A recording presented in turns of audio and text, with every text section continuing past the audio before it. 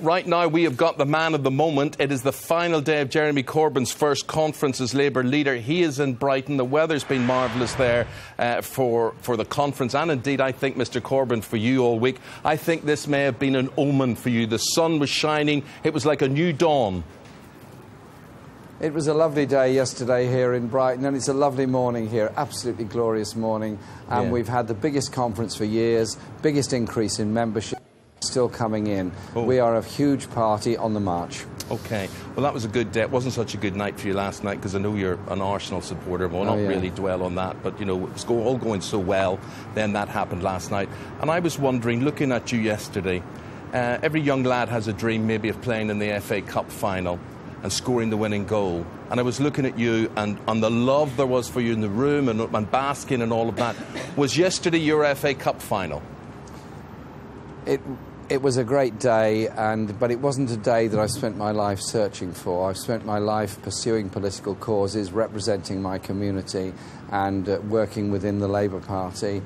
I was asked to and agreed to contest the Labour leadership. We ran a huge campaign and got amazing levels of support from a huge range of people across the country, and I was elected leader. I'm very honoured to take that position, and I will do my very best to fulfil those hopes and desires and dreams of the people that voted for me.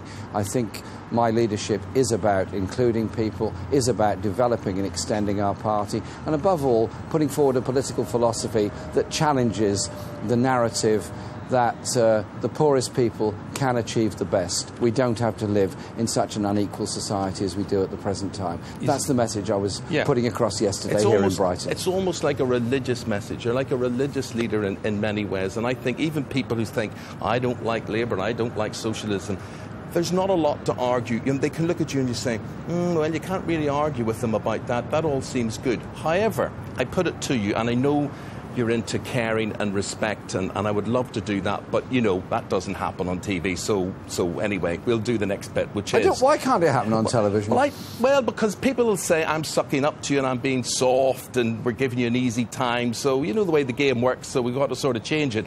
People might say, your outlook is a bit hippie-like, you know, that you sort of want to hug everybody. And the critics will say, yeah, but there's no content to what he said. He was preaching to the converted yesterday. How do you react to those who are going to say, we want detail, we want detail? Look, there's a difference between respectful people on a personal level and conducting politics in an adult, civilised and respectful way. But also I was pointing out some pretty clear, pretty stark facts about the way the poorest in our society are treated, about the way our economy is very unbalanced, and about the need for serious levels of investment in infrastructure and manufacturing industry so that we grow our economy. I said some pretty blunt things about the way in which the government has decided not to intervene to help the people on Teesside over the future of their steelworks. I said some pretty blunt things about the way in which so many people are living in very poor quality housing with no housing security whatsoever, because we have a government that is not interested in regulating the private rented sector or providing funds for the development of council housing, which would actually be a good investment for all of us. Sorry for interrupting, but I know you were saying lots of things, but I have to put another nasty question to you. Were you saying your own things? Front page of the Daily Telegraph, new politics, old speech. And, you know, do you just take that on the chin and you say, because I know if it was me and I was in your position a month ago, no one had heard of you, little responsibility, little influence, whatever. Now you are the man, right? So if someone handed me a speech, I'd say, thank you very much. And as long as I believed it, I would think I can deliver that. So are you going to tell us, look, that's the way it was? We went through me and my team went through a lot of time preparing this speech and working out how to put across what is actually quite a complicated message, because you're at one level speaking to a wonderful conference here in Brighton, but clearly the speech is televised all around this country and indeed all around the world, and so you've got to make sure that people understand the message that's being put forward. The speech was over 5,000 words, 350 words were provided by a friend of mine. I liked the way he'd put them forward, I liked the words that he used, so I used them in my speech. Is that such a bad thing? I quoted poets, I quoted Ben Okri, I quoted Maya Angelou, I quoted from Keir Hardie's works. I tried to put forward a speech that put forward both policies and philosophy and message about the attitude and way that I would want politics to be conducted in this country. Not everybody will like the speech, I'm sure. You can't please all the people all the time. You can't, and you're going to please very few people. I suppose that's the thing about politics. And you know, what I'm trying to say is, you know, you talk about, you know, a new era of politics and respecting people and all the rest and caring about people. And but you know what? You don't love and respect everybody. Why don't you just admit you hate the Tories? I mean, you can't talk about respect and love. You actually hate them.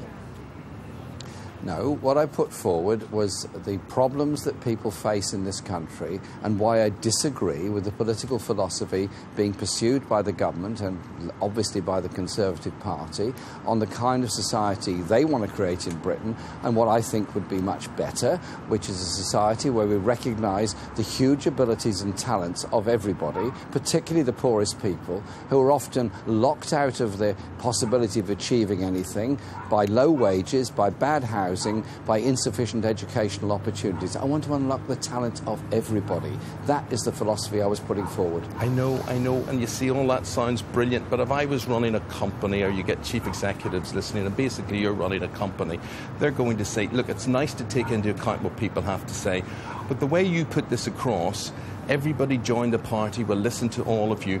If you did really do that, you'd be too busy listening to ever do anything, so it ain't going to happen, is it? There is a democratic, open process within the Labour Party and all the affiliates of the Labour Party. There is huge talent all through that membership. We've got nearly 400,000 members and growing very, very fast. Yeah, but you can't listen to them all. They're interested in having their voice heard. They don't want the idea that there's be some all-seeing, all-knowing leader that will decide everything. Yes, at the end of the day, a policy decision will come to that, and we'll make an agreement on aspects of housing policy, aspects of economic policy, all those things. But surely, at the start of this process, you set out what your general philosophy is, you set out how you're going to be inclusive to all people. Surely that's something that's good about politics, good about a democratic society. If it works. And if it works. I mean, I'd like running to a government isn't. I'd like to talk to you in 5 years' time to see if it actually does work. But, you know, it's one thing listening to the party. What if you've got a disunited party? Not even a disunited party, a disunited cabinet, because Parliament may soon be asked to take a big decision on further action in Syria. Are you happy to lead a disunited party on that matter, from Hilary Benn to Diane Abbott? Look, I was elected with over 250,000 votes of party members and supporters. I have a huge mandate. 60% of those that voted for me to be the leader. Yes, there are people in the Parliamentary Labour Party who have a different approach to the situation in Syria. I fully understand that. There is a possibility that the UN discussions going on between President Putin and President Obama and others will lead some way towards a political solution. That's a good thing. Let's not preempt whatever decision we may or may not have to take. You seem to be asking, if I may say so, a slightly hypothetical question. No, it's not. It's not, because it's never going to work. Look, listen, let's talk football. Let's talk football, right? Your man's Arsene Wenger, my man was Alex Ferguson, even Louis van Gaal now. Do you think they go into the dressing room and they say, listen, boys, how are we going to line up tonight? What are we going to do tonight? You disagree? Do you want to play in goal? Do you want to play in goal? No, they don't. Fergie always said he had to make it clear there was one boss, he was the boss, that was it. That's not your sort of way of doing things, though. My way of doing things, because it's politics, it's community, it's people, it's government, is actually, if I may say so, not the same as managing a football team going into a competition. So if you want to be a winner, do you actually want to win? Do you want to be Prime Minister? Do you want to win? Do you want to win the league? Eamonn, please. Do you want to win? Yes, Labour's doing very well. Do you want to win? We are going to win. And of course, do you playing for a place in the top four, or do you want to win? Of course I want to win, and of course Labour wants to win. That's why people have joined this party. That's why this party is growing. That's why we are united on our desires for the hopes of ordinary people in this country. That is what's so strong about this. Yes, there is going to be some discussions about some issues. Obviously, every party has to have discussions about some issues, and then at the end of the day, we'll come to a conclusion. Is there room for people who have different different views in this party? Of course there are. No one party can have a monopoly of one single wisdom with a mass membership. But of course you have to come to a conclusion, and we will. Mr Corbyn, you certainly are different. You are very, very different. It's fascinating as a politician talking to you and having an exchange with you. With that, there is no doubt. Let me ask you this. This is my curiosity. I see you today the way I normally recognise you, without a tie. Yesterday you were wearing a tie at conference, delivering that magnificent speech. Is it true someone lent you that tie?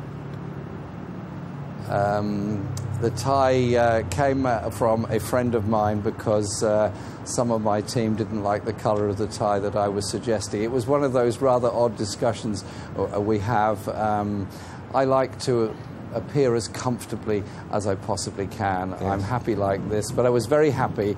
I hope you will agree, looking very smart and tidy yesterday. Would you agree with that? I would agree with that. I did think it, and Thank you. I thought the red was the right choice. What colour had you got on before the red?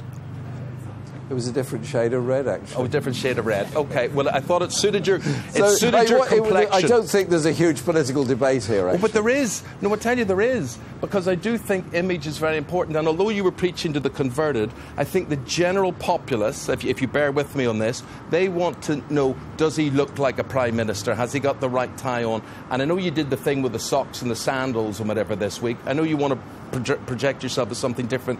But that doesn't really... A lot of people see their Prime Minister in a different way. That's all I'm saying. I understand what people are looking for in a party, in a government, in a future Prime Minister. I fully understand that. I also think that anyone, however high and mighty they are, have got to remember from where they come and got to understand how ordinary people lead their lives and how ordinary people come about conclusions to their own lives and decisions. And I live in a normal place, I live in a normal area, and I talk to an awful lot of people in my community and many other communities, and I try to represent their ideas and their views and look at the ways we can do things differently and better in our society.